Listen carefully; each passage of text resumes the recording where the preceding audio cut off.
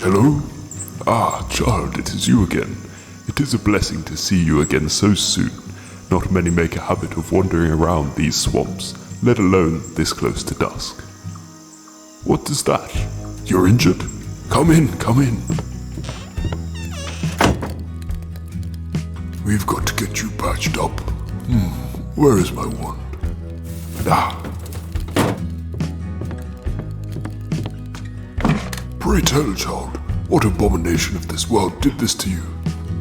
You say you don't know. Well, describe it for me and we'll see if we can figure it out. Ah, you say it was big and green, was it? 4 legs or 2? 4? My goodness, you are lucky to have made it here with naught but a mere gash. Come here and sit still. Now this will sting, but it is much preferable than letting the fungus set in. Hush there, young one. I am all done, but you must rest here tonight. Drink this tea and recover a while. And while you do, let me tell you more of the creature you saw.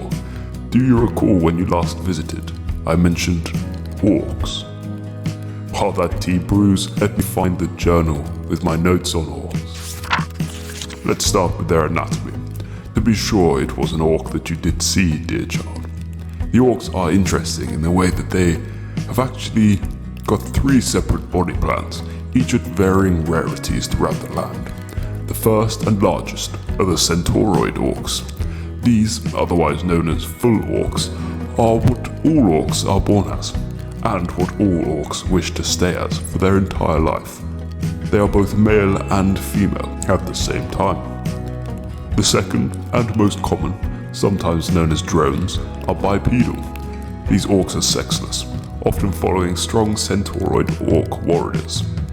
The third and final orc is a quadruped, and it exists as part of the Orc Lifecycle to facilitate the birth and protection of new hatchlings. This stage is often known as the cradle. One thing you should know about orcs is that they are incredibly expressive, with many of their most striking adaptions primarily evolving for display, driven by partner selection. Starting with their face, their jaw structure is able to hinge out, stretching to double the original width of the head. They also have plate-like structures that open up, increasing the size of their silhouettes and exposing an area which turns red. Now, this is a very peculiar effect, as normally the green coloration of orcish blood actually turns red. I believe that this has something to do with blood pressure, as a similar effect can also be seen when the orc flexes, as the blood in their muscles is pressurized. Though this is only speculation. Another interesting adaptation is their hair. This is a prized commodity due to its strength and flexibility, as well as its inherent risk involved in gathering it. The only way to get orc hair is to either kill a full orc or to harvest it from a drone orc that is regrown in its legs, as once the legs are regrown, the hair is shed and then is useless as it decays. Anyway, the orcs use their hair as an added food source, as it seems to be able to collect sunlight, decreasing the frequency a full orc is required to eat. And during the reformation process, the drone orcs, their hair filaments penetrate the trees and the ground in the surrounding environment to gain energy enough to fuel themselves in their semi-dormant state. Oh yes, I've forgotten to fully explain this, haven't I? Where is it? Let me see. Ah yes. As I said earlier, orcs are incredibly expressive and bold. This is seen in their intraspecific conflicts, usually caused due to mating, which is an unusual process for orcs and their closest relatives. When 2 full orcs meet, they will engage in a sublime display of orcish beauty. They possess the ability to seemingly inflate their already huge muscles gained from rigorous training in their adolescence to impossible volumes. I believe this is due to their impeccable blood control that also aids them if they lose this face-off. Once the flexing and intimidation portion is completed, should neither party back down, they proceed to combat. At this point, there is no going back. Only one, the victor, will survive in their full form. The aim of this combat is to rip the opponent's torso from their centauroid half. The successful party then casts away the disemboweled torso and fertilizes the quadrupedal form, which then prepares a nesting site and will defend the young until they grow old enough to eat the quadruped for a final strength boost before required to survive alone. The quadruped is able to survive off fat stores in their body, as well as digesting creatures that fall into their cradle structure, as well as actually being able to digest the waste of their young. It really is a beautifully efficient creature. However, the act of ripping off a torso is not fatal for the loser, for they can then go into the semi-dormant state I mentioned earlier, growing new legs over a couple of weeks, becoming the drone orcs, unable to mate and generally seeking out the victor to serve as an underling. To live under the victor is the highest of honors. Now we have covered the biology to a fair extent, let's cover Orkish culture, or the notations I've gathered about what it used to be. For you must understand, the culture of races in this age is a fickle thing, as they have blended almost seamlessly, in most cases, to the GuildHalls that they belong to. So dissecting what is guild culture and what is a fragment of race culture is difficult indeed, especially for those creatures that rapidly adapt. For the geoliths, the creatures that we discussed last time, and the like, it is easier as they generally have kept the same basic cultures and body plans for millennia. Oh, excuse me, you don't mind if I check who that is? It's not usually I get so many visitors. Sit tight. Great Gruntkanickle, you didn't tell me they followed you. Who are you, and what business do you have here? I want to say sorry. I tracked down the child that I injured to this cabin because I thought that they were badly hurt. You see, I was just coming out of my rage. I want to give the child my spearhead as atonement. It is the finest of steel from my GuildHall, the Shattered Star.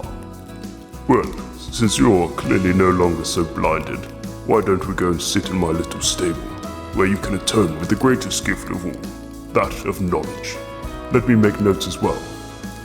First, I suggest you enlighten this child of why you lashed out at them. Right, very well. The stable it is then.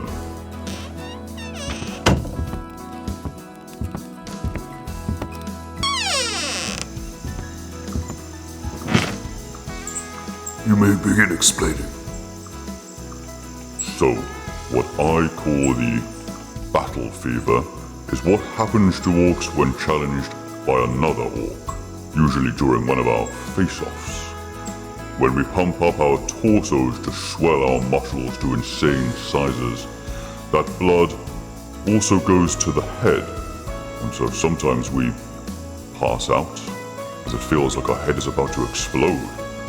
Doing this also does give us tunnel vision, and messes with our thoughts due to the pain, usually making me and most others very angry during our fights. Interesting. So you do consciously control your blood then?